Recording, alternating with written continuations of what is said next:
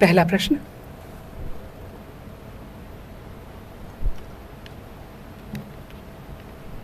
नमस्कार सर, मैं अक्षय कक्षा 11वीं बी का छात्र सर्वोदय शाही शिक्षा उच्चतर माध्यमिक विद्यालय नानकपुरा मोतीबाग नंबर 2 से हूँ। सर, जब आप प्रधानमंत्री बने तो गांधीनगर से नई दिल्ली आने पर आपको कैसा महसूस हो रहा है और आपकी गतिविधियों में क्या बदलाव आया है? फर्क तो बहुत लग रहा है। एक तो मुझे समय नहीं मिला है अभी दिल्ली देखने का ऑफिस से घर, घर से ऑफिस, यही मेरा क्रम चल रहा है। लेकिन मैं समझता हूँ आप पूछना क्या चाहते हैं। वैसे कोई बड़ा फर्क मैं महसूस नहीं करता हूँ। मुख्यमंत्री के कार्य में और प्रधानमंत्री के कार्य में विषय वस्तु बदलते होंगे, दायरा बदलता होगा, जिम्मेवारियां जरा ज़्यादा बढ़ती होगी, लेकिन व्यक्ति के जीवन में कोई ज़्यादा फर्क नहीं आता है। उतनी ही मेहनत करनी पड़ती है, शायद थोड़ी ज़्यादा करनी पड़ती है, उतना ही जल्दी उठना पड़ता है, देर रात तक काम करना पड़ता है। और राज्य में थे तो एक आध शब्द इधर उधर हो जाए तो बड़ा टेंशन नहीं रहता था। यहाँ रहता है कि कहीं देश का नुकसान न हो जाए, कोई ऐसी बात न हो जाए कि देश का नुकसान न हो जाए, तो थोड़ा ज़्यादा ही कॉन्शियस रहना पड़ता है। लेकिन मैं इतना कह सकता हूँ कि मुख्यमंत्री कार्य का अनुभव होने के कारण इस दायित्व को संभालने में, समझने में और अफसरों के साथ काम लेने में मुझे कोई ज़्यादा दिक्कत नहीं आई। बहुत सरलता से मैं इसको कर पाया हूँ। और आगे देखेंगे कोई अगर ऐसा बदलाव नजर आए तो। Thank you sir. Thank you. अगला प्रश्न।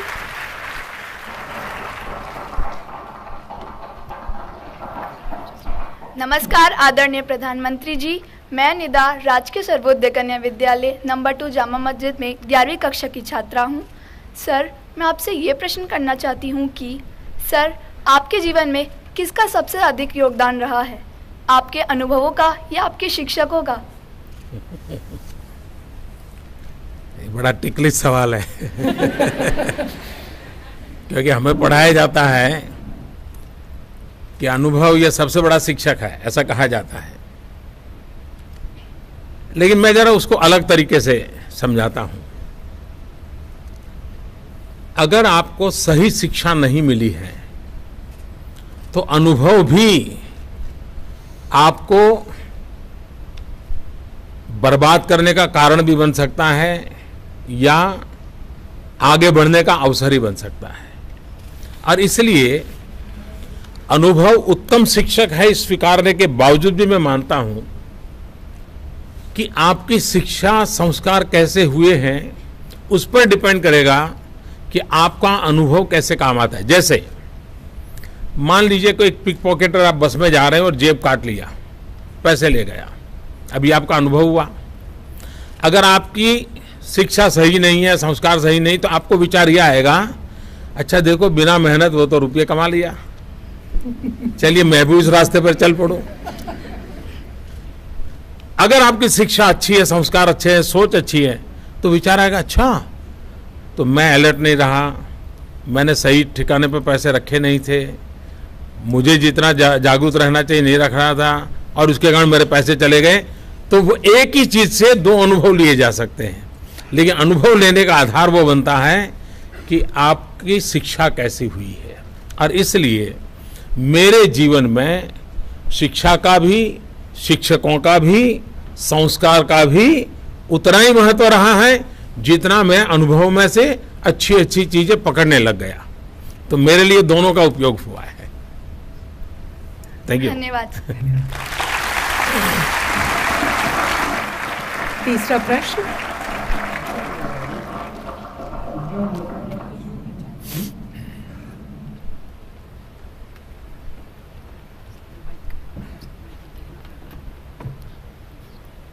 नमस्कार। नमस्ते। मेरा नाम सिंपल है। मैं RK Puram sector 5 government coed senior secondary school में पढ़ती हूँ। सर, क्या आपने एक बालक के तौर पर कभी सोचा है कि आप भारत में एक दिन प्रधानमंत्री बनेंगे? क्या आपने सोचा है कि आप विश्व भर में प्रसिद्ध होंगे? मैंने कभी नहीं सोचा क्योंकि मेरा जो बैकग्राउंड है मैं बहुत सामान्य परिवार से हूँ और मैं तो कभी स्कूल में मॉनिटर का चुनाव भी नहीं लड़ा था तो ऐसा तो सोचने का सवाल ही नहीं उठता था। और नहीं, और दूसरा धीरे धीरे करके मैंने जो पढ़ा है, अपने बड़ों से सुना है, उससे मुझे लगता है कि कभी कभी इस प्रकार की महत्वाकांक्षाएं बहुत बड़ा बोझ बन जाती है, बड़ा संकट बन जाती है। और इसलिए मैंने देखा है कि ज़्यादातर लोग दुखी रहते हैं इस बात के लिए कि उन्होंने कुछ बनने के सपने देखे होते हैं। सपने देखने चाहिए, लेकिन कुछ बनने के बजाय कुछ करने के सपने देखने चाहिए। कभी क्या होता है कि मान लीजिए हम छोटे होते हैं तो परिवार में कोई भी मेहमान आता है तो हमारे मम्मी पापा क्या करते हैं, सबको परिचय करवाते हैं। ये बेटा है ना, उसको डॉक्टर बनाना है, ये बेटी है, इसको इंजीनियर बनाना है। तो दिमाग में बचपन से ही घुस जाता है कि मैं डॉक्टर बनना है, मुझे इंजीनियर बनना है। और 10वीं 12वीं कक्षा में आते आते गाड़ी लुढ़क जाती है फिर कहीं एडमिशन मिलता नहीं, तो और फिर कहीं नौकरी कर लेता है, कहीं टीचर बन जाता है, कुछ बन जाता है, तो जीवन भर गाली देता है अपने आप को। देखिए, डॉक्टर बनना था, टीचर बन गया, डॉक्टर बनना था, क्लार्क बन गया, डॉक्टर बनना था, ड्राइवर बन गया। वो जिंदगी भर रोता रहता है, जो बना है उसका आनंद भी नहीं ले पाता है। और इसलिए कुछ करने के सपने देखें और थोड़ा बहुत भी कर लें तो जीवन को इतना संतोष मिलता है, इतनी प्रेरणा मिलती है, इतना आनंद मिलता है और अधिक कुछ करने की ताकत भी मिलती है। और इसलिए मेरा आग्रह रहेगा सभी बाल मित्रों से, करने के सपने जरूर देखिए कि मैं इतना कर लूंगा, मैं ये कर लूंगा, मैं ये कर लूंगा। करते करते कुछ बन गए तो बन गए, नहीं बने तो नहीं बने। करने का आनंद बहुत रहेगा और इसलिए मेरे जीवन में ये बात बहुत काम आई है। धन्यवाद। Okay, thank you sir. अगला प्रश्न।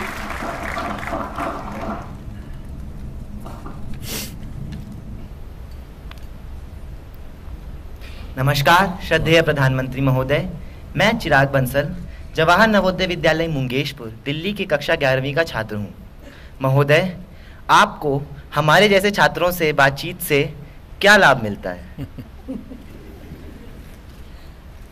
लाभ मिलता होता तो मैं नहीं आता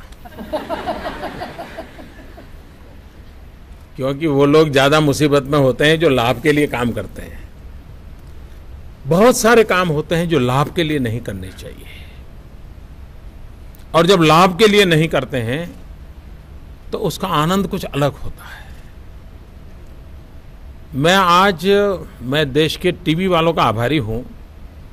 एक बहुत अच्छा काम किया आज उन्होंने, मुझे समय नहीं मिला लेकिन थोड़ा बहुत मैंने देखा। उन्होंने अलग अलग जगह पे बालकों को पूछा आज, अच्छा बताओ भी प्रधानमंत्री से आप क्या पूछना चाहते हो, क्या बात है। शायद बालकों को अपनी बात बताने का ऐसा अवसर इसके पहले कभी नहीं मिला होगा, और इसलिए मैं ये टीवी मीडिया वालों का बहुत आभार व्यक्त करता हूं। उन्होंने बहुत उत्तम काम किया। बहुत सारे बालक बहुत सारी बातें आज टीवी पर बता रहे हैं। पहली बार मैं देख रहा हूं कि आज पूरा दिन टीवी हमारे देश के इन बाल मित्रों ने ऑक्यूपाई कर लिया है। ये अच्छा है, ये अपने अच्छा है।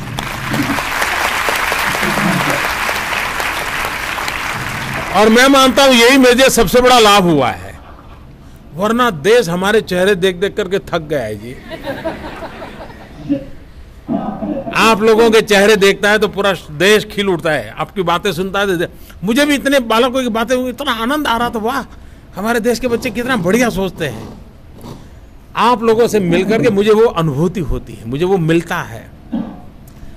बैटरी चार्ज होती है ना, वैसे मेरी भी बैटरी चार्ज हो जाती है। धन्यवाद sir.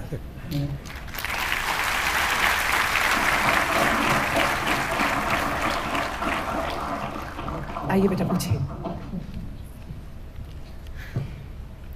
Hearty good afternoon to all of you. Honorable Prime Minister Sir, I am Prerna of class 10 from Kendriya Vidyalaya Pragati Vihar. Sir, people say that you are like a headmaster, but you appear to us as friendly, sweetly and a kindly person. Sir, my question is that what kind of person are you in real life?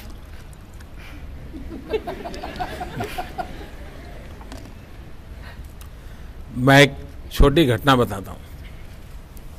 मैं छोटा था तो जैसे आप लोगों को, जैसे आज बालकों ने सर्वपल्ली राधाकृष्णन पर भाषण किया ना, तो मुझे भी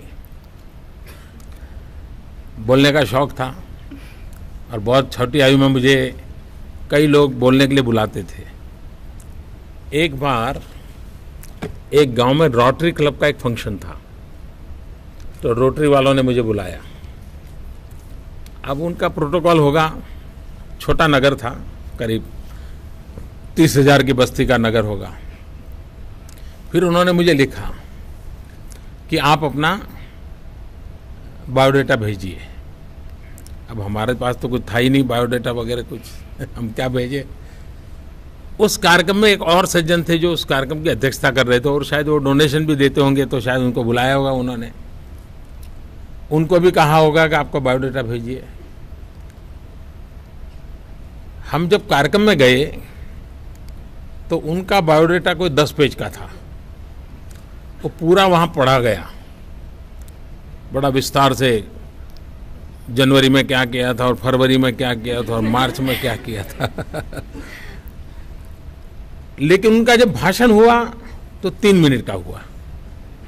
वो भी शायद वो 2 पैराग्राफ लिख करके आए थे, पढ़े थे उन्होंने। मुझे जब पूछा गया था कि आपका बायोडाटा भेजिए, तो मैंने जवाब लिखा था। मैंने लिखा था कि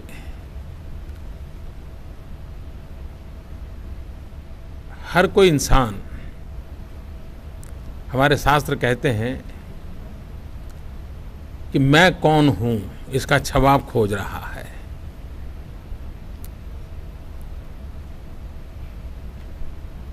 किसी को पता नहीं वो कौन है, औरों को पता होता है वो कौन है।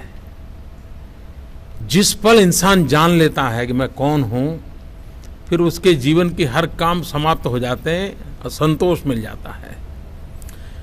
और मैंने उनको लिखा है कि अभी तक मैं खुद को पहचान नहीं पाया, जान नहीं पाया मैं कौन हूं, ऐसा मैंने जवाब लिखा था। तो मैंने कहा मैं मेरे विषय में आपको क्या लिखूं, ऐसा मैंने लिखा था। खैर उन्होंने मेरा वही बायोडाटा पढ़ लिया था। तो बेटा तुमने जो पूछ लिया है कि भाई आप क्या हो, अब मैं खुद तय नहीं कर सकता हूं मैं क्या हूं। लेकिन जो आपने कहा कि मैं हेडमास्टर की तरह काम करता हूं, मैं मालूम नहीं तुम्हारे हेडमास्टर यहाँ आए हैं क्या स्कूल के? Yes sir. तो तुम्हारा क्या होगा बताओ?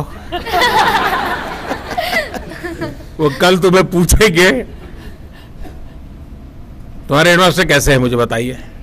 सर बहुत अच्छे सर, काइंड है, स्वीट है सर, समझते हैं बातों को, अंडरस्टैंडिंग। लेकिन तुम मुझे ऐसे हेडमास्टर के रूप में पूछ रही हो कि कुछ और? No sir.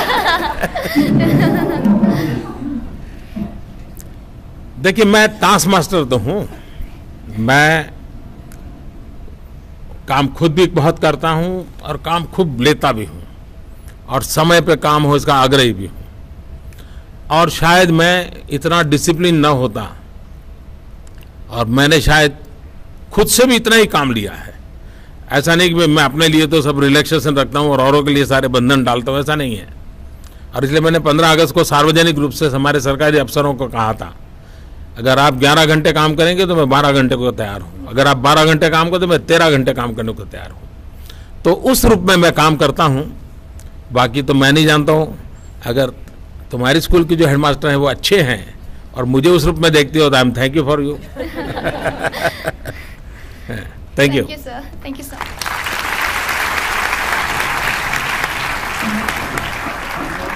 देश के अन्य क्षेत्रों में भी कुछ विद्यार्थी हैं जो इस अवसर में सम्मिलित होना चाहते हैं। आपकी अनुमति हो तो वीडियो कॉन्फ्रेंस के माध्यम से उन्हें जोड़ लें। तो आइए शुरू करते हैं उत्तर पूर्व में इम्फाल से। Good afternoon, Honorable Sir. My name is Nixon Singh Lashram and I am currently studying in 12th Science at Navodaya Vidyalaya Khumbong, Imphal West, sir. We wish you a happy Teachers' Day, sir. And Honorable Sir, I want to ask a question. Sir, how can I become a Prime Minister of India, sir?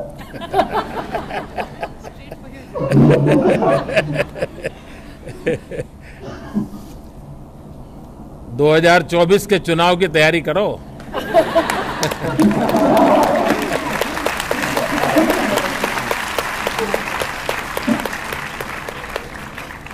और इसका मतलब ये होगा कि तब तक मुझे कोई खतरा नहीं है।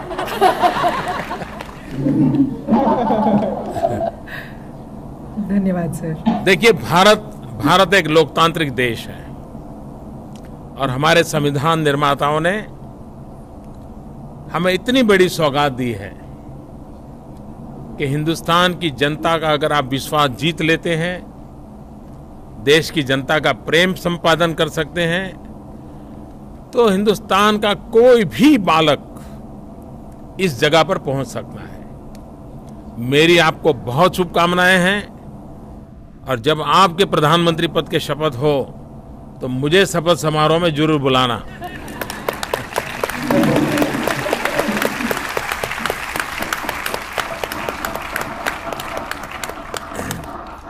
Thank you Nixon. अगला सवाल भुज से। नमस्कार माननीय प्रधानमंत्री जी, मैं विपुल कुमार कक्षा 11वीं विज्ञान केंद्रीय विद्यालय क्रमांक 2 थल सेना भुज से।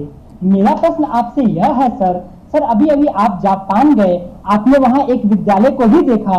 सर, आपको हमारे यहाँ की शिक्षा और जापान की शिक्षा में क्या अंतर नजर आया? मैं इस बार जापान गया तो मैंने सामने से ये कहा था कि मैं वहाँ की शिक्षा प्रणाली को ज़रा समझना चाहता हूँ, मैं देखना चाहता हूँ। तो वहाँ मैं एक प्राइमरी स्कूल में भी गया था और वहाँ मैं एक विमेंस यूनिवर्सिटी में भी गया था। प्राइमरी स्कूल में जाकर के मेरी कोशिश ये थी कि उनकी शिक्षा प्रणाली को समझना। उनके यहाँ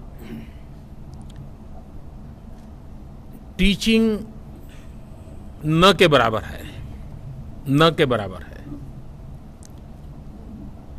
आपको लगता होगा कि ऐसी कैसी स्कूल जहाँ टीचिंग ही नहीं है, लेकिन वहाँ 100% लर्निंग है।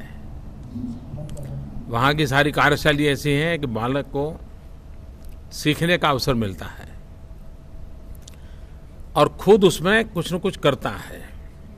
वो पार्ट ऑफ द प्रोसेस होता है, ये उनका बड़ा आग्रह रहता है। दूसरा, मैंने देखा कि हर बालक गजब की डिसिप्लिन है। माँ बाप स्कूल छोड़ने नहीं आते हैं,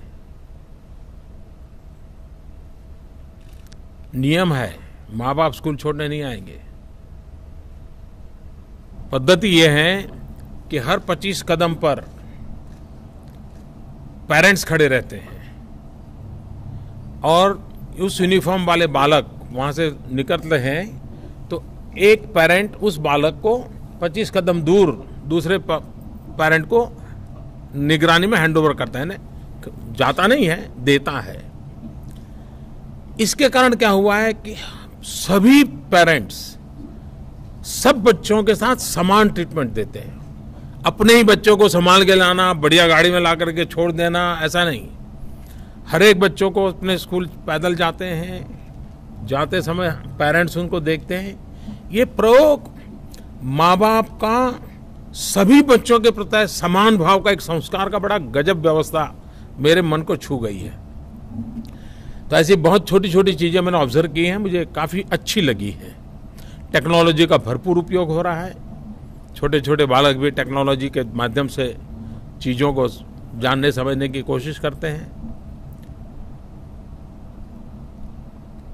दो चीज़ों पर ज़्यादा मैंने देखा है कि एक साइंटिफिक टेम्परामेंट, इस पर उनका काफ़ी यानी प्रोसेस ही ऐसी है कि वो उस प्रकार से सोचता है। डिसिप्लिन सहज है, स्वच्छता बहुत सहज है, और आदर करना, वो थोड़े झुकते हैं आदर करने के लिए, जैसे हम नमस्ते करते हैं वैसे हर एक के व्यवहार में नजर आता है, हर एक के व्यवहार में नजर आता है। तो ये संस्कारों के कारण होता है। तो हमारे में और उनमें इन बातों में तो काफी बड़ा फर्क नजर आया मुझे। धन्यवाद sir.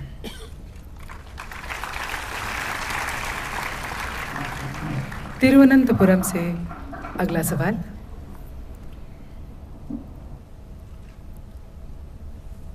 Yes, Thiruvananthapuram, you can start. Thiruvananthapuram, please. Good evening, Honorable Prime Minister, sir. This is Rakshanya Shekhar of Class 11 from Kendriya Vidyalaya Pattam, Thiruvananthapuram. And sir, our question is, sir, if you were a teacher, who would you concentrate more on? An intelligent student who is lazy, or an average student who is very hardworking? बड़ा टेढ़ा सवाल है। उसने पूछा, अगर आप शिक्षक होते तो कैसे विद्यार्थी आपको पसंद आते? बहुत बुद्धिमान, आलसू, कैसे? सचमुच में अगर टीचर के रूप में मैं देखूं तो कोई डिस्क्रिमिनेशन नहीं होना चाहिए स्टूडेंट में। उसकी एबिलिटी के आधार पर कोई डिस्क्रिमिनेशन नहीं होना। सभी बालक, अगर 30 बालकों का क्लास है, 30 को अपना मानना चाहिए। और टीचर का काम यह है कि उसके अंदर हर एक व्यक्ति में कोई न कोई तो गुण होता ही होता है। ऐसा नहीं होता कि एक में सब गुणों का भंडार होता है, एक के अंदर सब अवगुणों का भंडार होता है। जो गुणवान दिखता है उसमें भी कुछ अवगुण होते हैं, और जो अवगुण वाला दिखता है उसके अंदर भी कुछ गुण होते हैं। टीचर का काम होता है उसकी अच्छाइयों को समझना, उसको तराशना, उसके जीवन को जो अच्छाइयां हैं उसके आगे ले जाने का अवसर देना। अगर टीचर ये कहेंगे हाँ ये 4 यार ब्रिलियंट है, बस उन्हीं पे ध्यान दूं, वो आगे निकल जाएंगे, मेरा नाम हो जाएगा, ये छोड़ो यार, ये तो बेकार है, उसके माँ बाप देख लेंगे। टीचर ऐसा नहीं कर सकता। जैसे माँ अपने घर में 3 बच्चे हो, कम अधिक ताकत वाले हो, लेकिन माँ के लिए तीनों बच्चे बराबर होते हैं, टीचर के लिए भी कोई आगे, कोई पीछे, कोई ऊपर, कोई नीचे नहीं होता। सबके सब अपने होते हैं। हर एक के गुणों को जानना चाहिए। और जब 30 स्टूडेंट के क्लास को टीचर पढ़ाता है तब 30 के बल्क को नहीं पढ़ाता है, उसको एड्रेस उस 30 को इंडिविजुअल करना होता है। बताते समय भी उसको ध्यान में रखता होना है कि एक वाक्य उस बालक के लिए बोलेगा जिसको समझने में देर लगती है, एक वाक्य उसके लिए भी बोलेगा जो तेज तर्रार समझ लेता है। अल्टीमेटली सबको समान रूप से परोसने की कोशिश करेगा। और इसलिए तिरुवनंतपुरम से जो सवाल पूछा गया, अगर मैं टीचर होता तो मैं कोई डिस्क्रिमिनेशन के पक्ष का नहीं होता। कोई प्यारा, कोई कम प्यारा, ऐसा नहीं हो सकता। सबके सब अपने होने चाहिए। Thank you sir. दक्षिण से चलते हैं एकदम उत्तर भारत की ओर, लेह में। आदरणीय प्रधानमंत्री महोदय जी, नमस्ते और जुले। मेरा नाम लिग्जिन आंगो है। मैं केंद्रीय विद्यालय लेह में कक्षा 8वीं की छात्रा हूँ। महोदय जी, मेरा आपसे सवाल यह है कि आपके विद्यार्थी काल में आप और आपके दोस्तों ने स्कूल में जो शरारतें की थी, क्या सर आपको वह याद है? और सर, उन शरारत भरी यादों में से आप हमारे साथ कुछ बांटना चाहेंगे? मैं अभी ले आया था, मालूम है? Yes sir. हैं, आप लोग थे? हाँ जी। मैंने लेह में क्या बताया था, याद है?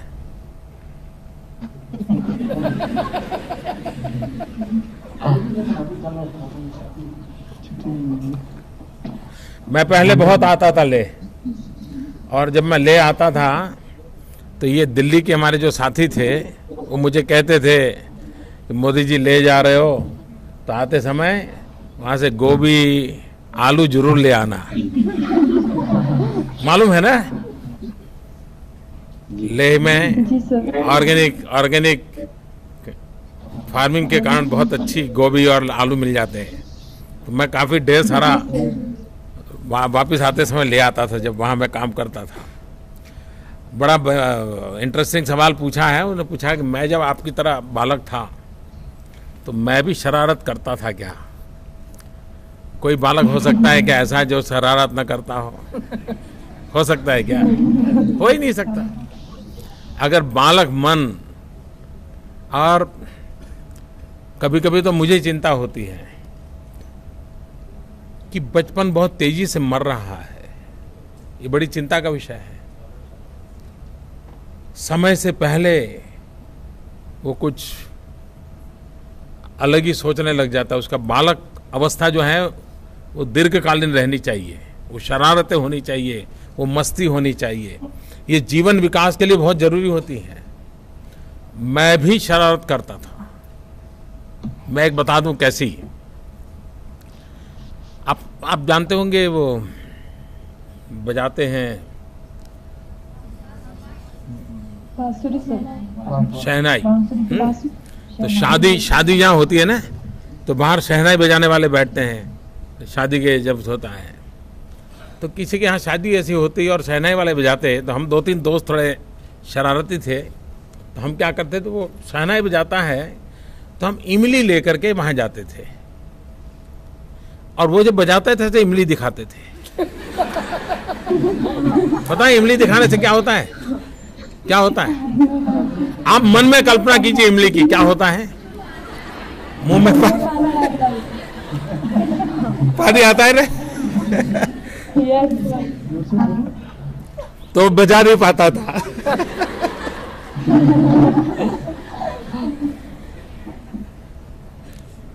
तो हमें वो मारने के लिए दौड़ता था। लेकिन आप ये नहीं करोगे ना? Do you follow what I said about shehnai? ले no sir. Do you follow what I was talking to? Yes sir. हाँ। और एक जरा और थोड़ी जरा अच्छी नहीं लगने वाली बात बता दूं, बताऊं? लेकिन आप प्रॉमिस करिए आप लोग नहीं करेंगे, पक्का? पक्का? Yes sir. हम किसी की शादी होती थी तो चले जाते थे और लोग शादी में खड़े होते हैं तो कोई भी 2 लोग खड़े हैं, कोई लेडी एंड जेंट्स, तो उनके पीछे कपड़े पकड़ के स्टेपलर लगा देते थे।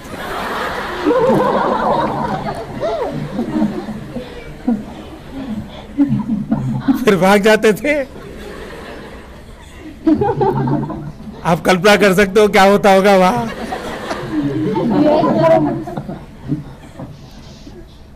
लेकिन आपने मुझे प्रॉमिस किया है आप लोग कोई करेंगे नहीं ऐसा, प्रॉमिस? ले वाले बताइए प्रॉमिस। हाँ। धन्यवाद श्रीमान जी।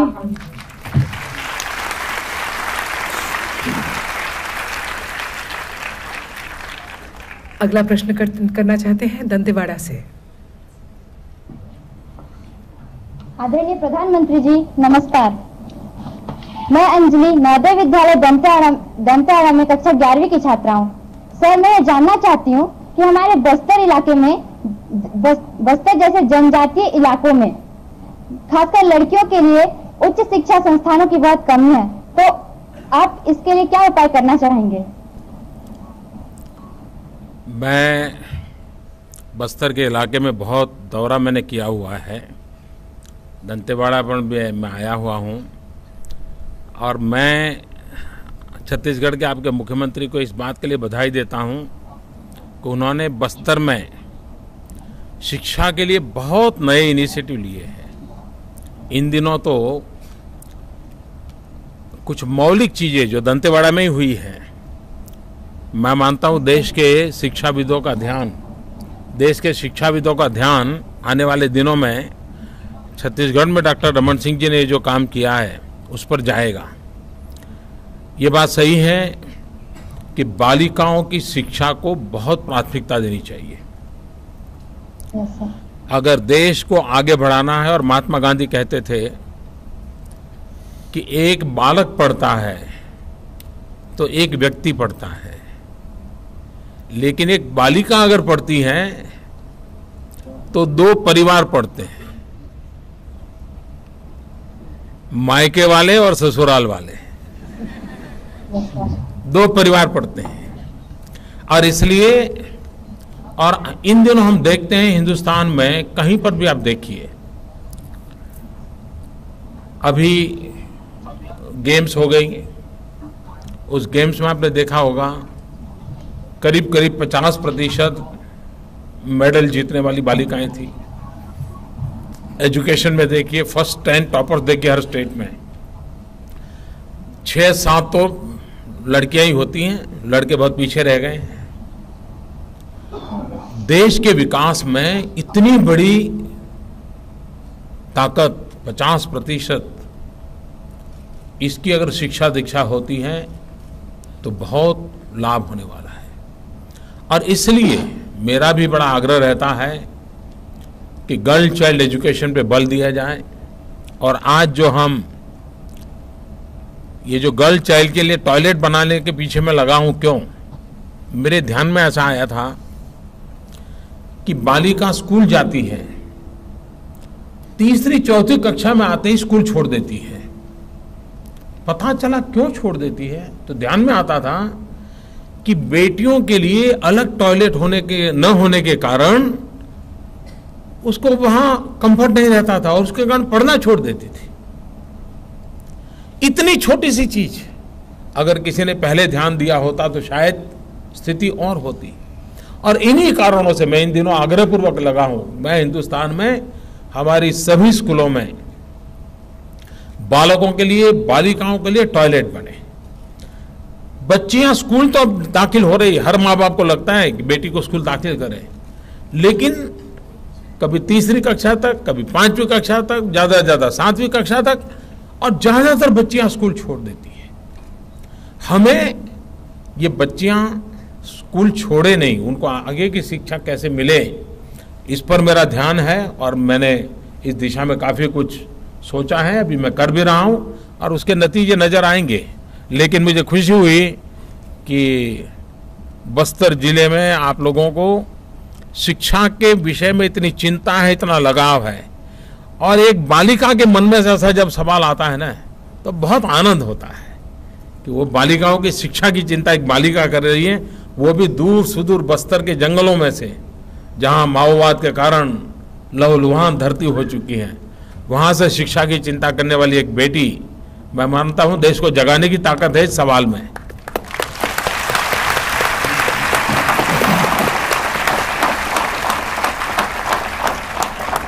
सर, 2 क्षेत्रों में अभी और बच्चे हैं, लेकिन यहाँ पर भी कुछ बच्चे हैं।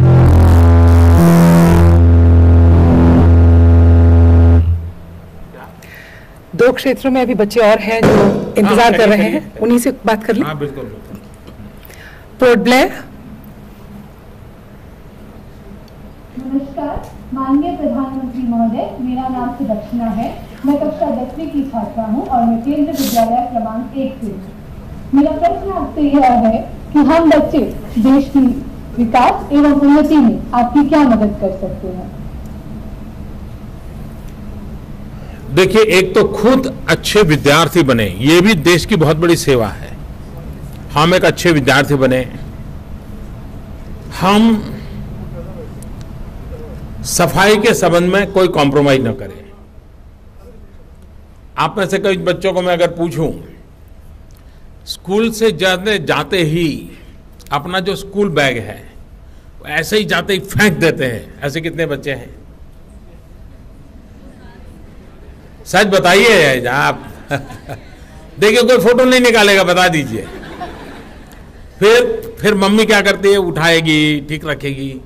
और कुछ बालक होंगे, घर में कितने ही मेहमान बैठे होंगे, बहुत कुछ चलता होगा, लेकिन किसी पर ध्यान नहीं, सीधे अपने जहाँ स्कूल बैग रखते हैं वहाँ जाएंगे, स्कूल बैग ठीक से रखेंगे, जूते ठीक से निकालेंगे और फिर आकर के सबको नमस्ते करेंगे। इससे दो प्रकार के बालक होते हैं। अब आपको तय करना है कि अगर आप ढंग से जीते हैं तो आप वो देश सेवा करते हैं कि नहीं करते हैं।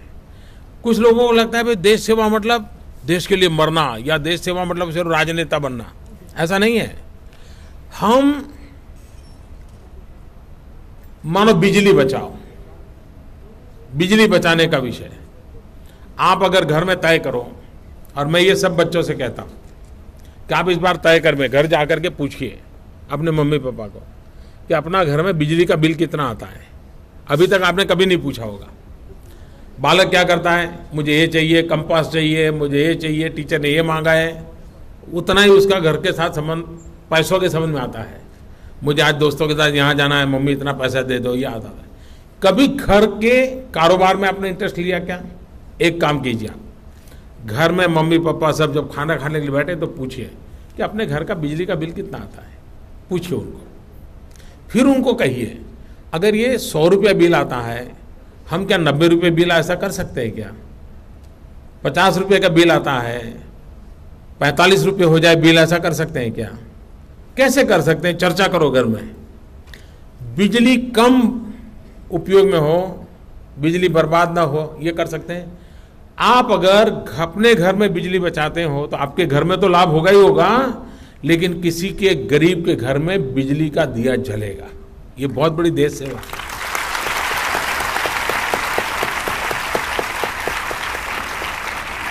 और एक पौधा लगा करके जो हम पर्यावरण की रक्षा करते हैं, वैसी अपना परिवार बिजली बचा करके उतनी ही पर्यावरण की रक्षा कर सकता है। और इसलिए देश सेवा करने के लिए, समाज सेवा करने के लिए कोई बहुत बड़ी बड़ी चीजें करनी नहीं होती हैं। छोटी छोटी चीजों में देशभक्ति का प्रकटीकरण होता है, और उन छोटी छोटी चीजों पर हम ध्यान केंद्रित करें तो उससे बड़ी देश सेवा क्या होती है? वही बहुत बड़ी देश सेवा है।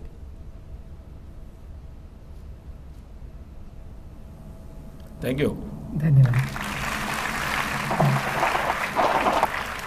और तिनसुकिया के बच्चे हैं। नमस्कार सर। नमस्ते। I am Anisha, a student of class 11 science. Sir, me and my friends here from Kendriya Vidyalaya Tinsukia wish you a very happy Teachers' Day. Sir, my question to you is that we in Assam feel very concerned about climate change and its consequences. Sir, how can you help and guide us to protect our pristine environment? देखिए, आज छोटे छोटे बालक भी climate change और environment change की चर्चा कर रहे हैं। अब मैं मेरे मन में एक सवाल है कि सचमुच में क्या चेंज हुआ है। हम अपने आप से पूछे। आपने देखा होगा कि हमारे गांव में जो बड़ी आयु के लोग होते हैं ना, 70, 80, 85, 90 साल के लोग, तो सर्दियों में आप देखेंगे तो अक्सर कहते हैं कि पिछली बार से इस बार सर्दी ज्यादा है। ऐसा कहते हैं ना। एक्चुअली सर्दी ज्यादा नहीं है, उनकी उम्र बढ़ने के कारण उनकी सहने की शक्ति कम हो गई है, इसलिए उनको सर्दी ज्यादा महसूस होती है। तो परिवार के जो बुजुर्ग लोग हैं वो कहते हैं भाई जो पिछली बार इतनी सर्दी नहीं थी, इस बार सर्दी ज्यादा हो गई।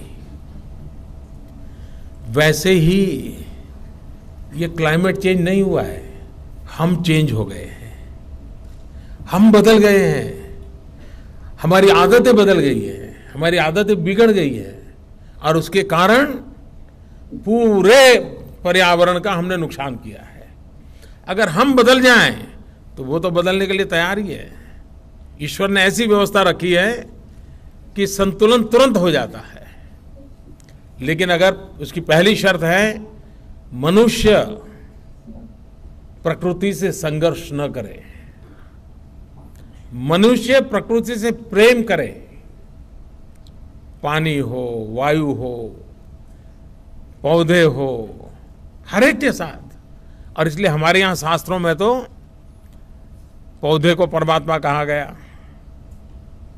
नदी को माता कहा गया, लेकिन जब से हम ये भूल गए तो गंगा भी मैली हो गई। प्रकृति के प्रति, और हमारा देश कैसा है, देखिए हम पूरे ब्रह्मांड को अपना परिवार मानते हैं, पूरे ब्रह्मांड को,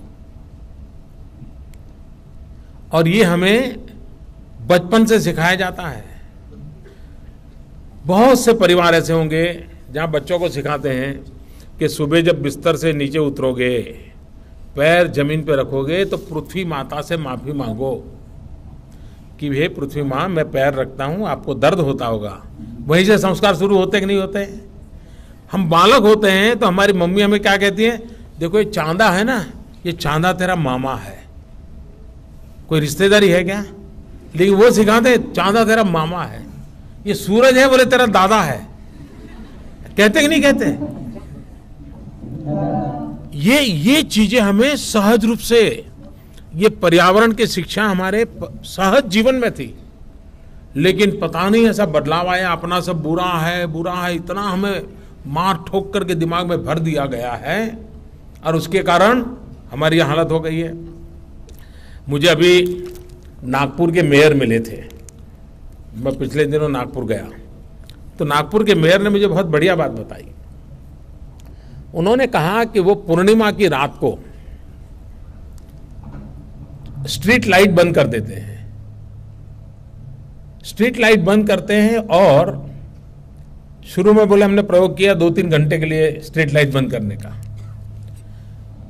तो पहली बार, और लोगों को हमने घोषणा की चलो चांदनी रात है, सब लोग बाहर आइए, तो 2-3 घंटे तक मेले जैसा माहौल रहा, सब लोग घर त्योहार रहे, लाइटें बंद थी, चांदनी का लोग मजा रहे थे। लोगों ने अपने घरों में भी बिजलियां बंद रखी चांदनी का आनंद लेने के लिए। आप में से बहुत बच्चे ऐसे होंगे, मैं अगर पूछूं आप में से कितने हैं जिन्होंने सूर्योदय देखा है?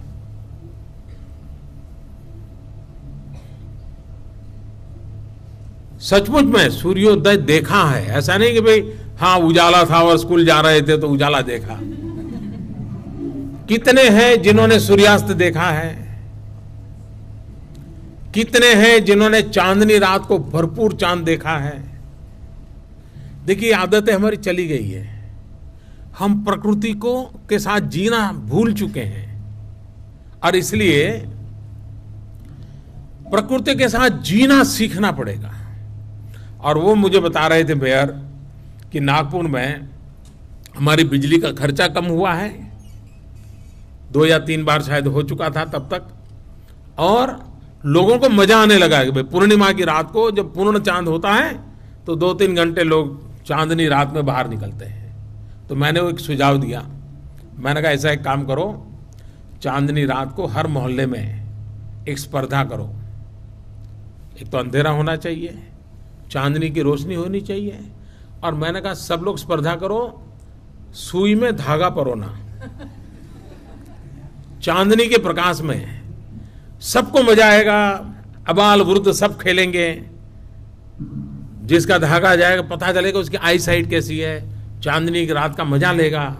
आप लोग करेंगे? पक्का करेंगे? करने के बाद मुझे चिट्ठी लिखेंगे? मैं विश्वास करूं, सारे देश के बच्चों से विश्वास करूं। आप मुझे बताइए, चांदनी रात को भी अगर 2-3 घंटे बिजली बंद रखी, स्ट्रीट लाइट बंद रखी, पर्यावरण की सेवा होगी कि नहीं होगी? चांदनी का मजा आएगा कि नहीं आएगा? पर्यावरण से प्यार बढ़ेगा कि नहीं बढ़ेगा? प्रकृति से प्रेम होगा कि नहीं होगा? यही तो करना चाहिए। तो सहज रूप से किया जा सकता है, कोई बहुत बड़ी बड़ी चीजें न करते हुए भी हम इन चीजों को कर सकते हैं। धन्यवाद जनाब। कुछ बच्चे भी यहाँ बाकी हैं जिनके प्रश्न बाकी हैं। हाँ, अब आए हैं तो पूरा ही करेंगे। उत्सुक है बच्चे। नमस्कार honourable prime minister sir, I am Priya Chaturvedi from राजकीय प्रतिभा विकास विद्यालय Dwarka new Delhi. Sir, is politics a difficult profession in your opinion? How do you handle stress and work pressure so well? पहले तो पॉलिटिक्स को प्रोफेशन नहीं मानना चाहिए। इको हो रहा है, जरा कोई माइक को ठीक करें। पॉलिटिक्स को प्रोफेशन नहीं मानना चाहिए, इसे एक सेवा के रूप में स्वीकार करना चाहिए। और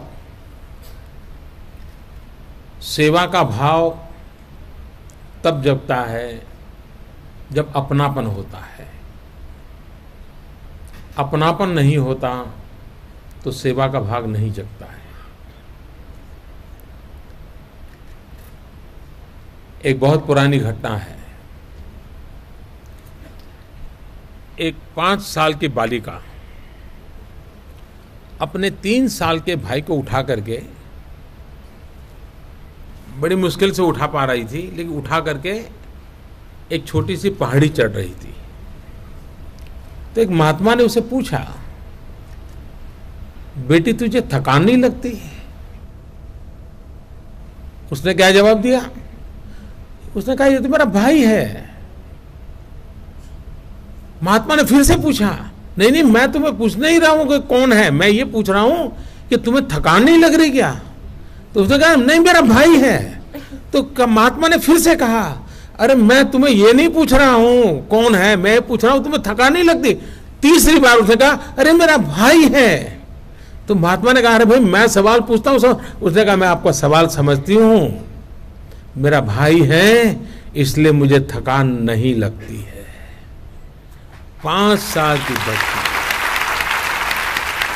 जब मुझे लगता है कि 125 करोड़ देशवासी मेरा परिवार है, ये मेरा परिवार है, उनका सुख है मेरा सुख है, उनका दुख है मेरा दुख है, तो फिर थकान नहीं लगती। फिर काम करने की इच्छा जगती है, और ज्यादा करूं, और कुछ करूं, और नया करूं, यही भाव मन में जगता है। और इसलिए पॉलिटिक्स को प्रोफेशन के रूप में नहीं, पॉलिटिक्स को एक सेवा धर्म के रूप में, और वो सेवा धर्म भी अपनेपन के कारण, पद के कारण नहीं। पद तो आते हैं जाते हैं, लोकतंत्र में एक व्यवस्था है। अपनापन ये चिरंजीव होता है, और इसलिए फिर न कोई स्ट्रेस होता है, न कोई थकान होती है। और दूसरा, शरीर की जो बायोलॉजी काम करती है, तो आप जैसे बच्चों से गप्पे मारते हैं तो ठीक हो जाता है। Thank you sir. बेटा, अगला सवाल बच्चा।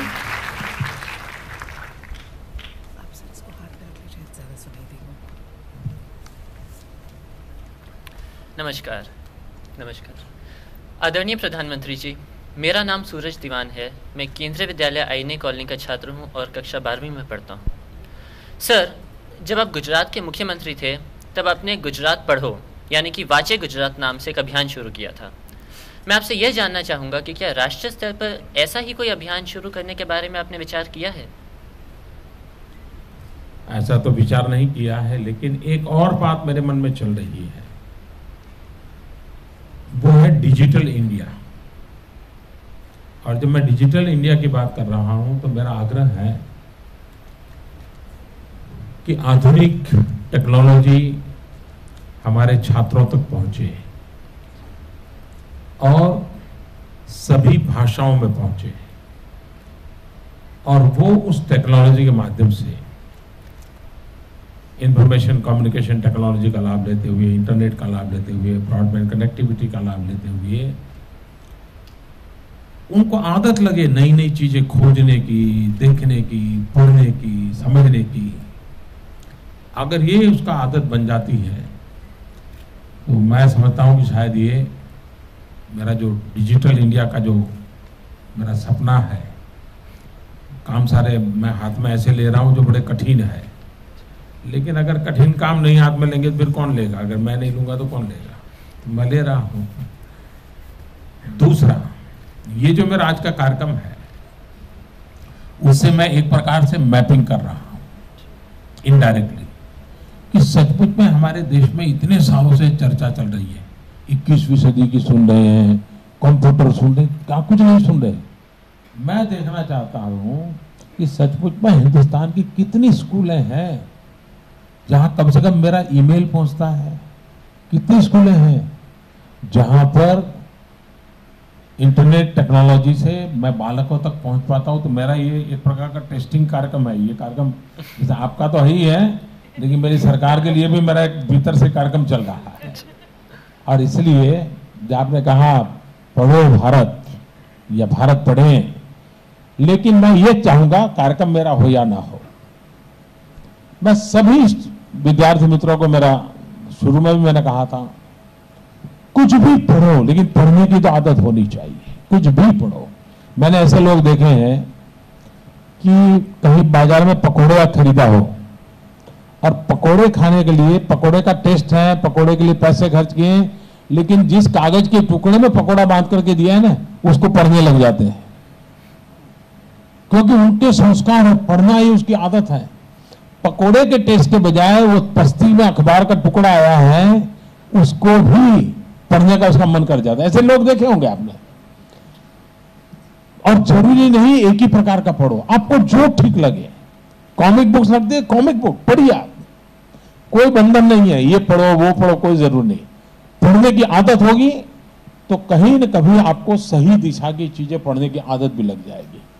लेकिन अगर पढ़ने की आदत नहीं होगी, फिर आपके सामने कितनी बढ़िया से बढ़िया किताबें रही होगी, कभी हाथ लगाने का मन नहीं करेगा। और मैं सच बताता हूं, एक विशाल सागर है, ज्ञान का इतना विशाल सागर है, और किताब जब पढ़ते हैं तो इतनी नई चीजें हाथ लगती है। किसी ने अभी जो पूछा था ना कि सीएम और पीएम बनने में क्या फर्क है, आप में कोई नजर आता है? ये तो मुझे नजर नहीं आता, लेकिन एक मुझे जरूर नजर आता है। मैं जब सीएम नहीं था तब मुझे पढ़ने का मौका मिलता था, मैं काफी पढ़ता था, मुझे मजा आता था, लेकिन बाद में मेरा वो छूट गया। और मैं उसको एक प्रकार का मेरा अपना व्यक्तिगत नुकसान भी देखता हूं। अब फाइलें पढ़ता हूं। लेकिन मैं आग्रह करूंगा कि पढ़ने का प्रयास कीजिए, लेकिन आप में से किसी को इंटरेस्ट हो तो गुजरात में जो मैं जब था, मुआचे गुजरात जो अभियान किया था, ये सचमुच में उसको समझने जैसा है। और उस समय स्थिति ये बनी थी कि लाइब्रेरियों में एक भी किताब मौजूद नहीं थी पूरे राज्य में, वरना कई लाइब्रेरियां ऐसी होगी कि जहां पर शायद उस कपबोर्ड को 10-10 साल तक सफाई नहीं हुई होगी। लेकिन उस अभियान के कारण, और मैं देख रहा था कि लोग इन्फ्लुएंस के लिए चिट्ठी लेने जाते थे कि फलानी उस लाइब्रेरी में बोलो मुझे किताब दें, मुझे वो किताब चाहिए, क्योंकि निश्चित समय कालखंड में कितनी ज्यादा किताबें पढ़ते हैं, कितनी स्पीड से पढ़ते हैं, इसकी भी एक स्पर्धा थी।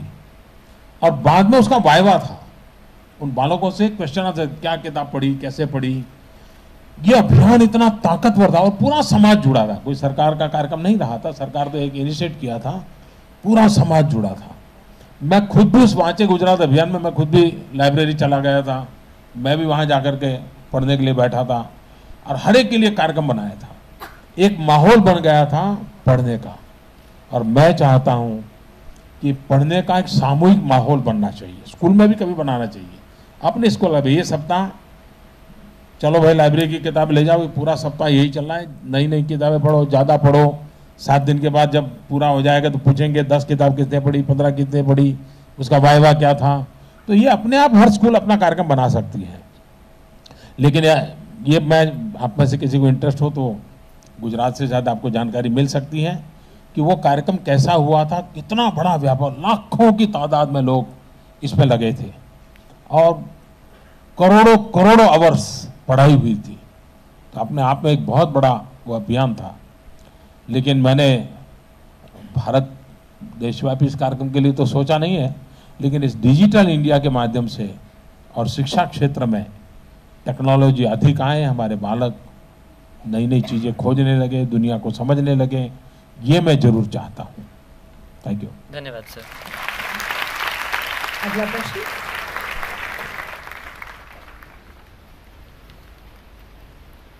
Good afternoon, Honorable Prime Minister Sir, and first of all, Happy Teachers Day. I am Deepak Yadav, student of class 11th stream science from Rajkiya Pratibha Vikas Vidyalay, Vasantkund. Sir, in your speeches, you appeals to people to save electricity. In this regard, what is your expectations from us? How can we help in this?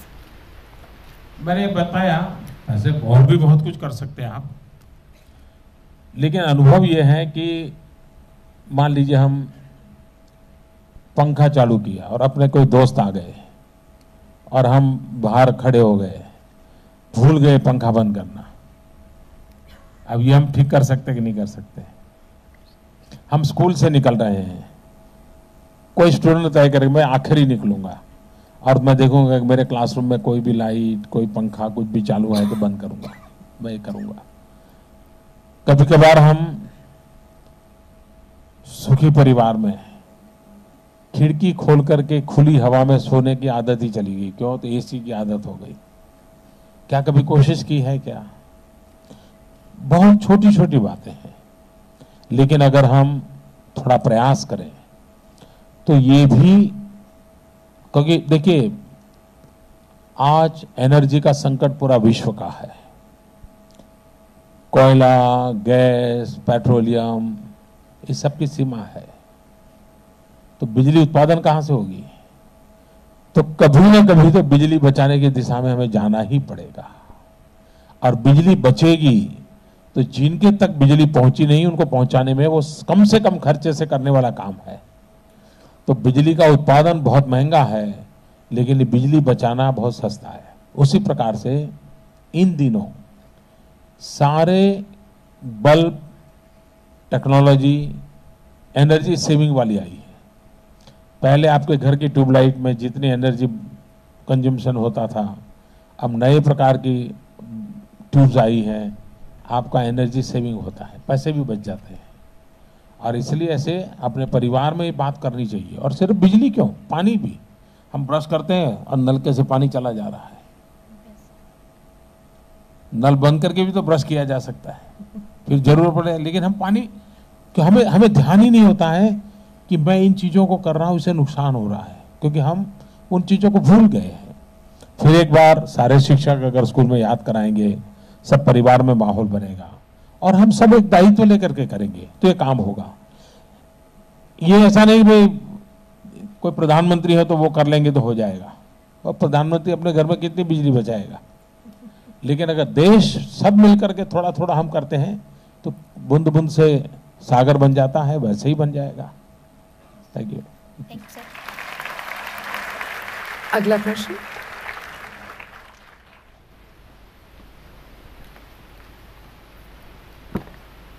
A very good afternoon to you, sir. My name is Arunima and I am from Gargi Sarvodaya Kanya Vidyalaya, Green Park. Sir, we are very happy with your support for girls' education.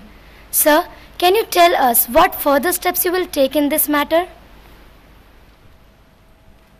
एक तो सबसे बड़ी जो चिंता का विषय है, 5वीं कक्षा के बाद बालिका को अपने गांव से दूसरे गांव पढ़ने के लिए जाता है तो माँ बाप भेजते नहीं है। उनको लगता है नहीं बच्ची नहीं जाएगी, और वहीं से उसकी बेचारी की जिंदगी को रुकावट आ जाती है। और इसलिए बालिका को अपने घर से निकट अधिकतम शिक्षा कैसे मिले, उसको शिक्षा छोड़नी ना पड़े। 6th, 7th और 7वीं 8वीं के बाद तो फिर संकट नहीं रहता, फिर वो बच्ची भी उतनी मैच्योर हो जाती है, माँ बाप को भी विश्वास हो जाता है कि आप बेटी को भेज सकते हैं, तो फिर उसको चिंता नहीं होती है। तो इस दिशा में हम काम कर रहे हैं, सब राज्यों से भी बात कर रहे हैं कि अधिकतम बालिका के लिए निकटतम स्कूल मिले। ये अगर हो गया तो उसको शिक्षा में सुविधा रहेगी। दूसरा है quality of education. Quality of education में हम टेक्नोलॉजी का भरपूर उपयोग करना चाहते हैं। आज कहीं का दूर सुदूर गांव में अच्छा टीचर जाने को तैयार नहीं, शहर में रहना चाहता है, तो उपाय क्या? तो लॉन्ग डिस्टेंस एजुकेशन टेक्नोलॉजी को पढ़ाया जा सकता है। जैसे मैं अभी बातें कर रहा हूँ, हिंदुस्तान के हर कोने में, कहीं लेह से, कहीं तिरुपति से, कहीं पोर्ट ब्लेयर से, सब दूर बच्चों से मैं बात कर रहा हूँ। इसी प्रकार से भविष्य में अच्छे टीचर के द्वारा पढ़ाया भी जा सकता है। कि एक टीचर सेंटर स्टेज पर से एक साथ लाखों क्लासरूम को अच्छी चीज पढ़ा सकता है। इसी कारण, और बच्चों में ग्रास्पिंग बहुत होता है, वो तुरंत इसको पकड़ लेते हैं। ये अगर हम कर पाए तो बच्चियों को अच्छी शिक्षा देने में भी हमें सफलता मिलेगी। Thank you sir. एक आखिरी सवाल के लिए हमारे पास वक्त है, आइए।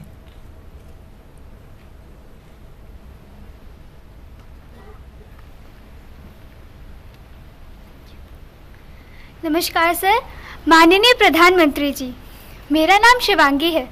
मैं एनडीएमसी नवयुग स्कूल लक्ष्मीबाई नगर की छात्रा हूँ। सर, हमारे देश में रोजगार की समस्या बनी हुई है। सर, क्या आप स्कूल्स में रोजगार परक शिक्षा यानी स्किल डेवलपमेंट को बढ़ावा देने का सोच रहे हैं? सारी दुनिया में समृद्ध से समृद्ध देश भी एक बात पर बल दे रहे हैं, स्किल डेवलपमेंट। एक घटना सुनाता हूं मैं, उससे आपको ध्यान में आएगा कि स्किल डेवलपमेंट का कितना महत्व है। आप लोगों ने आचार्य विनोबा भावे का नाम सुना होगा। महात्मा गांधी के चिंतन पर उन्होंने देश की बहुत सेवा की। उनके एक साथी थे दादा धर्माधिकारी, वो भी बड़े चिंतक थे। और दादा धर्माधिकारी की छोटी घटनाओं की किताबें हैं, पढ़ने जैसी किताबें हैं। तो दादा धर्माधिकारी ने एक प्रसंग लिखा है, बड़ा इंटरेस्टिंग प्रसंग है। कोई एक नौजवान उनको मिलने गया और उसने कहा कि दादा कुछ नौकरी का करिए। वो पहचानता था उनको, मेरे लिए कुछ नौकरी के लिए कुछ कीजिए, किसी को बता दीजिए उनको। तो उन्होंने पूछा, भाई तुम्हें क्या आता है? तो उसने कहा, मैं एमए हूं। तो कहा, नहीं तुम एमए हो, तुम्हें क्या आता है? तो कहा, मैं एमए हूं। तो कहा, नहीं भाई एमए हो वो तो बराबर तुम्हारी डिग्री है, तुम्हें क्या आता है? नहीं बोले मैं एमए हूं। तो उन्होंने कहा, भाई तुम एमए हो, तुम पढ़े लिखे हो सब, तुम्हें आता क्या है? तुम्हें नौकरी कहाँ दिलवानी, तुम्हें जानू तो। कहा, नहीं मैं एमए पास हूं ना। उन्होंने कहा, भाई लेकिन तुम ये तो बताओ तुम्हें आता क्या है? फिर उन्होंने उसको आगे बढ़ाया। उन्होंने कहा, अच्छा भाई बताओ। उस समय तो टाइपराइटर था, कंप्यूटर नहीं था। तुम्हें टाइपिंग करना आता है? नहीं बोले वो तो नहीं आता। तुम्हें ड्राइविंग करना आता है? नहीं बोले ये नहीं आता है। खाना पकाना आता है? नहीं बोले वो भी नहीं आता है। तो बोले कमरा वमरा साफ सफाई करना आता है? नहीं बोले वो भी नहीं आता है। तो बोले तुम एमए हो करोगे क्या? ये दादा धर्माधिकारी ने अपना एक संवाद लिखा है। कहने का मतलब ये है कि हमारे पास डिग्री हो, उसके साथ साथ हाथ में हुनर होना बहुत जरूरी है, स्किल होना बहुत जरूरी है। और इसलिए हर बालक के व्यक्तित्व के विकास के साथ उसको स्किल डेवलपमेंट का अवसर मिलना चाहिए। हमारे देश में सब बच्चे कोई हायर एजुकेशन में नहीं जाते। 7वीं में बहुत सारे बच्चे स्कूल छोड़ देते हैं, 10वीं में आते आते और छोड़ देते हैं, और कॉलेज में और बहुत अच्छी यूनिवर्सिटीज में जाने वाले तो बहुत कम बच्चे होते हैं। एक गांव में से मुश्किल से 1 या 2 बच्चे जाते हैं। तो बाकियों का क्या? उनके लिए आवश्यक है स्किल डेवलपमेंट। अच्छा, दूसरी तरफ क्या है? एक तरफ नौजवान है बेचारा, रोजगार नहीं, और दूसरी तरफ आपके घर में नलके में गड़बड़ है और आपको प्लम्बर चाहिए तो प्लम्बर मिलता नहीं, आपको अच्छा ड्राइवर चाहिए, ड्राइवर मिलता नहीं। क्यों? तो लोग नहीं है क्या? लोग है, लेकिन जैसे तैयार करना चाहिए से तैयार नहीं किए गए हैं। अगर हम अच्छे ड्राइवर तैयार करें तो लोगों को अच्छे ड्राइवर मिलेंगे, हम अच्छे कुक तैयार करें लोगों को अच्छे कुक मिलेंगे, हम अच्छा गुलदस्ता बनाने वाले तैयार करेंगे तो गुलदस्ता बनाने वालों की संख्या बढ़ेगी। स्किल डेवलपमेंट ये विकास के लिए, किसी भी नौजवान को रोजगार के लिए और किसी भी देश के लिए ये बहुत ही आवश्यक है। दूसरा, स्किल डेवलपमेंट नॉन नेसेसरी कि इसी लेवल का हो, रिक्वायरमेंट के अनुसार हो सकता है।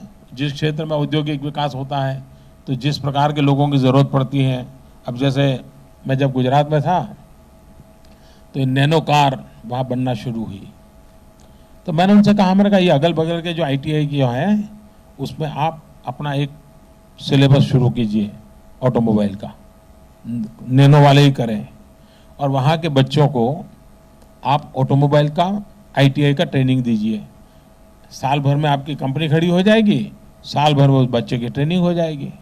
तो उन्होंने सारे कोई 15-20 किलोमीटर के रेंज में जितने ITIs थे वो ले लिए और वहाँ के बच्चों को ऑटोमोबाइल पढ़ाना शुरू किया। इधर कंपनी बन गई, उधर वो बच्चे तैयार हो गए, तुरंत उनको नौकरी मिल गई। तो जहाँ जिस प्रकार का काम है उसको मैपिंग करना चाहिए, मैपिंग करके उस प्रकार, कहीं केमिकल इंडस्ट्री जाए तो उसके अगल बगल के गाँवों के बच्चों को वो ट्रेनिंग देनी चाहिए, तुरंत उनको काम मिल जाए। कहीं सिरेमिक का इंडस्ट्री है तो वहाँ के अगल बगल के बच्चों को वो काम देना चाहिए, तो नज़दीक में ही काम मिल जाएगा। और अगर ये हम करते हैं तो हमारे देश में आर्थिक विकास में बहुत बड़ा एकदम जंप लगेगा। हमारे देश में रोजगारी सबसे प्राथमिक बात है और रोजगारी के लिए डिग्री के साथ स्किल का भी उतना ही महात्मा है।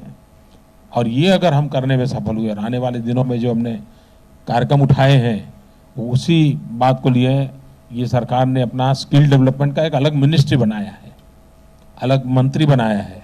तो उसको लेकर के हम फोकस एक्टिविटी कर रहे हैं और जिसका परिणाम बहुत ही निकट भविष्य में देखने को मिलेगा। थैंक यू बेटा।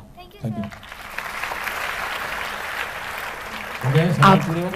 आपको इस अच्छा, तो सारे देश भर के मेरे बाल मित्रों, मुझे अच्छा लगा, काफी विविध प्रकार के सवालों का मुझे सामना करना पड़ा, जवाब देने पड़े, लेकिन कुछ सवाल ऐसे थे जो मुझे लगता है कि कहीं मुझे डर लगता है आपके भीतर का बालक मुरझा तो नहीं गया है। बालक के सवाल बालक जैसे होने चाहिए। हमारे भीतर के बालक को कभी मुरझाने मत दीजिए, भीतर के बालक को जिंदा रखना चाहिए, वो आपको जिंदा रखता है। और इसलिए हंसते खेलते, ये उम्र ऐसी है बच्चे जिसमें बहुत कुछ नया जानना समझना हिम्मत होती है।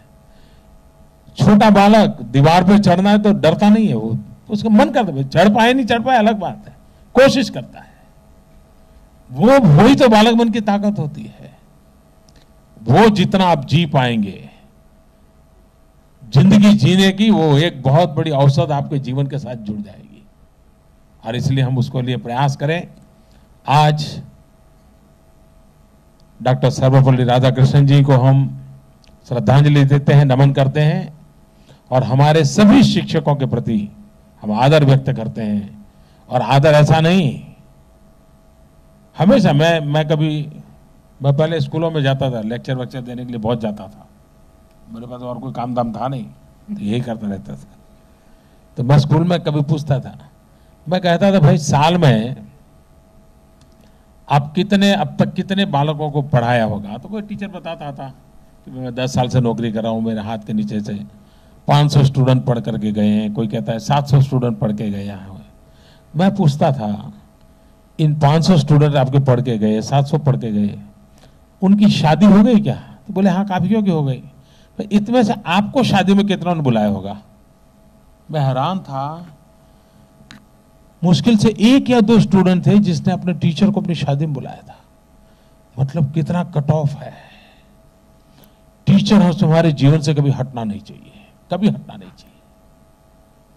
टीचर ने भी सोचना चाहिए कि अपने विद्यार्थी के जीवन से वो कभी हटना नहीं चाहिए।